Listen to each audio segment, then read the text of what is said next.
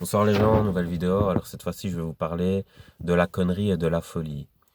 Alors, comme tous les opposés, les deux se font la guerre. Je vais expliquer pourquoi et comment il faudrait faire, à mon avis, pour que ça s'arrête. Je fais cette vidéo parce que récemment, j'ai vu qu'en France, un prof avait été décapité parce qu'il avait montré des caricatures du prophète Mahomet. Et donc, évidemment, ça lance des débats. Il y a beaucoup de virulence, forcément, par rapport à ça. Et je vais un peu expliquer, comme je l'ai déjà fait dans des précédentes vidéos, ce qui se passe au niveau de la croyance. Et qu'est-ce que la connerie et la folie? Alors pour moi, la connerie, c'est justement ce qu'on appelle la caricature de la réalité. C'est-à-dire que la connerie, elle voit tout en mode léger. Pour la connerie, tout est léger, tout est facile, parce qu'elle ne se rend pas compte des conséquences et de la gravité des faits qui pourraient arriver. C'est-à-dire que la connerie, par exemple, elle est dans le déni de la mort. Pour elle, la mort est quelque chose de banal parce que la mort est éloignée de sa perception à la connerie. Et elle trouve que rien n'est grave, la connerie. Tout est léger, tout est marrant. Voilà. C'est pour ça que à un moment donné, on utilisait l'insulte gogol parce qu'un gogol, c'était quelqu'un qui rigolait pour rien, quoi. C'était comme ça, voilà. C'était ça un peu l'insulte gogol. C'est-à-dire que une personne vraiment très limitée d'esprit est incapable de faire autre chose que de rigoler, on va dire. Voilà. D'ailleurs, je crois que c'est Serge Gainsbourg qui avait dit l'humour, c'est la décontraction de l'intelligence. Et donc voilà. Maintenant, on va parler de la folie. La folie, bah, c'est un excès de contraction, en fait, de l'intelligence. Donc la folie, c'est l'extrême inverse. La folie, c'est une crampe, quoi, en fait. C'est-à-dire, le cerveau, il est tout le temps contracté, on prend tout avec gravité, tout est sacré. Donc le sacré, c'est le contraire de la caricature. Et on est dans l'excès d'anxiété, etc. Donc on ne sait plus, euh, comment dire, relativiser. Donc, et la caricature et le sacré sont des manques de relativisme, en fait. Parce que la relativisation, c'est aussi dans le sens de, de, de prendre les choses au sérieux quand il le faut. C'est-à-dire de les prendre à la dérision quand on peut aussi, parce qu'on sent que ça devient trop grave, qu'on sombre dans la folie. Donc, détruire les tabous, revenir à quelque chose de plus léger, parce qu'on sent qu'on va pas pouvoir porter le poids de ce qui arrive, mais aussi savoir porter le poids quand il le faut. Donc, les deux sont importants en fait dans la vie. C'est un peu comme l'optimisme et le pessimisme. Je comprends pas comment des gens peuvent être pour l'optimisme totalitaire ou pour le pessimisme totalitaire. Pour moi, ça n'a aucun sens parce que c'est un peu comme si on avait une voiture et qu'on était pour l'accélérateur tout court ou qu'on était pour le frein tout court. En fait, il faut les deux. C'est con. C'est-à-dire qu'il faut l'accélérateur, l'optimisme, euh, quand on a le champ libre, et il faut le frein pour les tournants ou pour les autres véhicules et tout ça, pour respecter les autres usagers, quoi. Donc, pour moi, il faut les deux. Donc, pour moi, il faut avoir le sens de l'humour et il faut aussi avoir le sens du sérieux. C'est complètement ridicule d'être que dans l'un ou dans l'autre, en fait. Et donc, la connerie et la folie se font la guerre parce qu'il y en a, les psychorigides, ils disent il faut mettre de l'humour tout le temps partout. Et puis après, il y en a, ils disent non, il faut mettre de l'humour nulle part et tout. Il faut tout le temps être discipliné, quoi qu'il arrive. Et voilà. Mais malheureusement, quand on arrive dans des contextes, ben, ça bloque puisqu'il faut savoir être souple. Donc, utiliser l'un ou l'autre dans les bons contextes, quoi. Et ce qui se passe aussi au niveau des croyances, et c'est surtout ça dont je veux parler, c'est que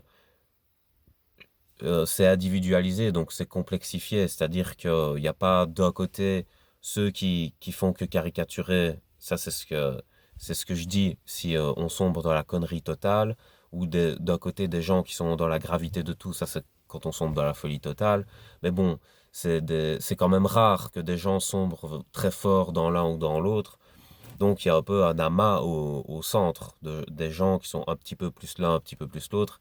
Mais en gros, ils ont les deux, quoi. Les gens qui sont dans le centre, dans la masse.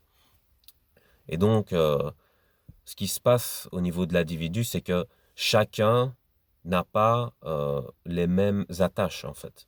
C'est-à-dire que ce qui va faire rire quelqu'un et ce que la personne va prendre à la légère, ça sera pas la même chose que pour une autre personne. C'est-à-dire l'autre personne va peut-être prendre ça de manière plus grave. Ça va peut-être plus la choquer, sa sensibilité, et a une attache sur ça.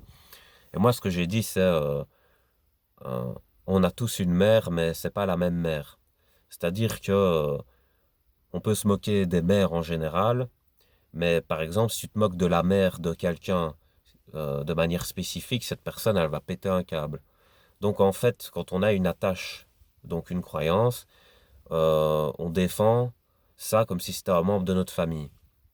Et ce qui se passe avec l'islam, bah, c'est ça en fait. Quand on attaque le prophète, pour eux, c'est comme si on attaquait un membre de leur famille, c'est comme si on attaquait une de leurs attaches.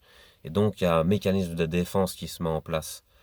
Alors les gens jugent sur ça, sur le fait qu'il y ait eu cette défense, mais eux aussi ont ça avec d'autres croyances. C'est-à-dire que ils peuvent devenir méchants aussi par rapport à des croyances qu'eux ont, mais qui sont différentes. Donc c'est ça qui a d'un peu médiocre dans notre système actuel, c'est que l'éducation n'est pas assez élevée pour que les gens comprennent que c'est quelque chose d'objectif chez l'humain, de, de ne pas défendre et de rigoler de ce qu'il prend à la légère, mais de devenir agressif quand on attaque une de ses attaches. Donc ça, c'est tous les êtres humains qui sont comme ça. Maintenant, ce qui fait que nous sommes des individus, c'est qu'on n'a pas les mêmes attaches. C'est-à-dire qu'il y a des gens, par exemple, les athées peuvent devenir agressifs aussi si on s'attaque à leur athéisme, parce que c'est une croyance.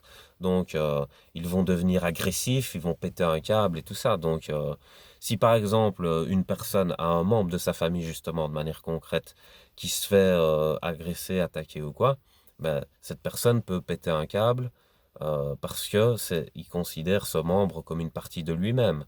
Donc, en fait, il y a une phrase qui dit, je sais plus de qui c'est, j'aurais dû regarder avant de faire la vidéo, ça aurait été la moindre des choses quand même, mais cette phrase dit, on peut rire de tout, mais pas avec tout le monde. C'est-à-dire qu'il faut faire des nuances.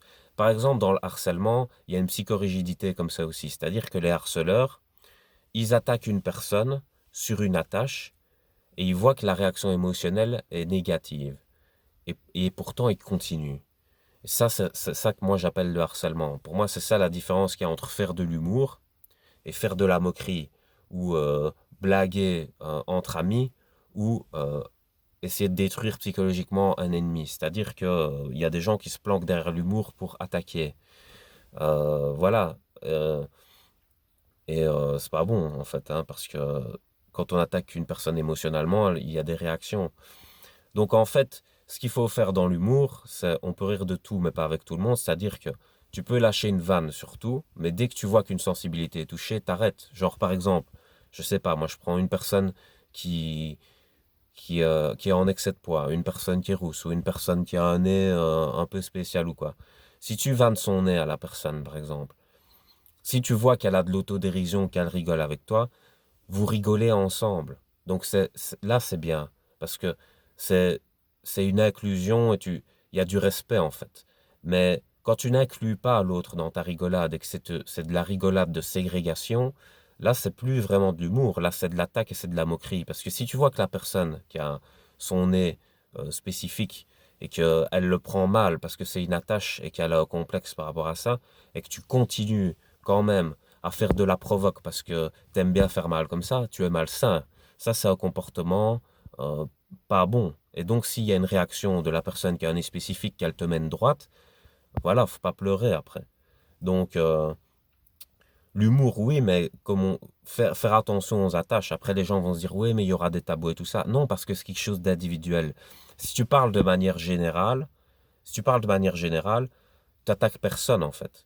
Donc, t'attaques pas des attaches, mais si les gens réagissent, il faut leur expliquer de manière pédagogique, comme je suis en train de faire, que chacun a ses attaches et qu'on comprend que ça les touche, et donc qu'on respecte que ça les touche, mais que nous, on n'accorde peut-être pas la même importance que sur ce sujet-là, donc qu'on se permet d'en rire, et que c'est pas pour ça qu'on leur manquerait de respect à eux par rapport au fait qu'on soit en interaction avec eux.